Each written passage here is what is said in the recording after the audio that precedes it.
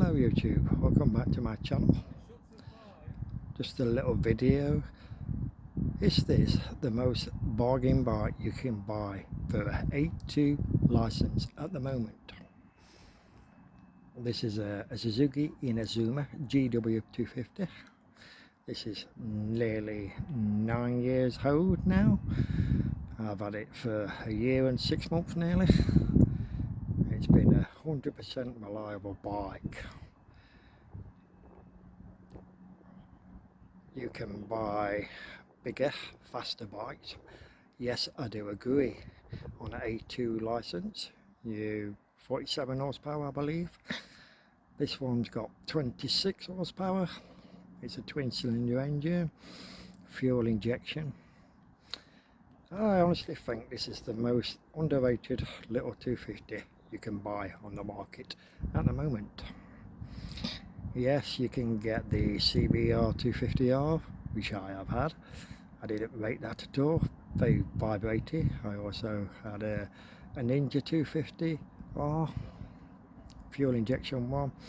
Nice little bikes, but the road angling when it's a windy day used to blow you all over the road, and the clocks are very dated.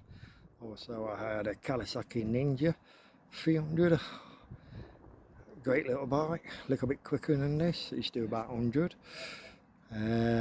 Again, it used to blow you about on a windy day. And yes, as you probably could tell, I've had a few little bikes, 250, 300s in my time. I can honestly say this is very underrated bike. It's a bargain. I paid £2,000 for this a year ago. Yes, not the cheapest, but I'll rather pay over the odds and get a mint condition, very low mileage bike.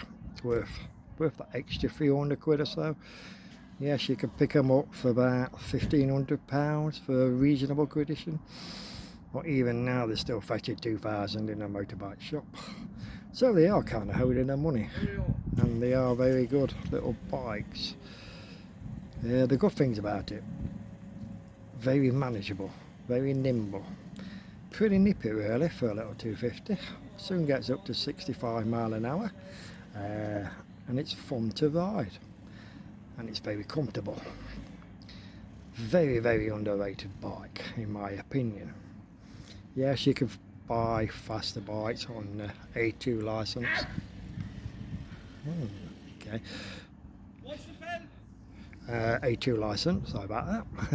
And but you're paying a hell of a lot more money. You're paying up to anything up to £1,500 more for them bikes I previously mentioned. Yes, you could consider the CBR 500R. That's A2 friendly, I agree, but quite expensive bike. I'll just show you around this bike. Bearing in mind it's 9 years old nearly now, and the build quality is actually brilliant.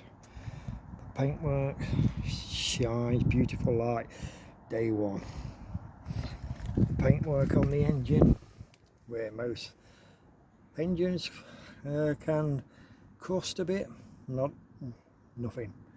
There's not a spot of rust on this bike. Granted, I do look after my bikes. As you can see, the bike is virtually new. You can see down the swinging arm, no rust. Try and show you underneath the swinging arm. Again, immaculate. Look at that, immaculate. The main stand's not no rust. The exhaust, perfect. The wheels, oh, the build quality. I just cannot highly stress how good it is. Granted, I know it's not to everybody's taste, but me personally, I think it's a good looking bike. Maybe the headlights are a little bit dated now, but a bit like a transformer. Everything on this bike's held up well. Even all the fastenings, the bolts and nuts, the brake calipers, perfect. Not a spot of rust on this bike. All of this video would probably not give it justice. Yeah, so a little summary on this bike.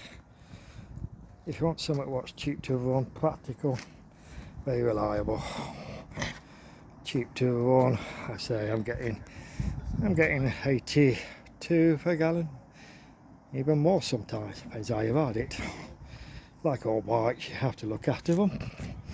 I think it looks a good looking bike.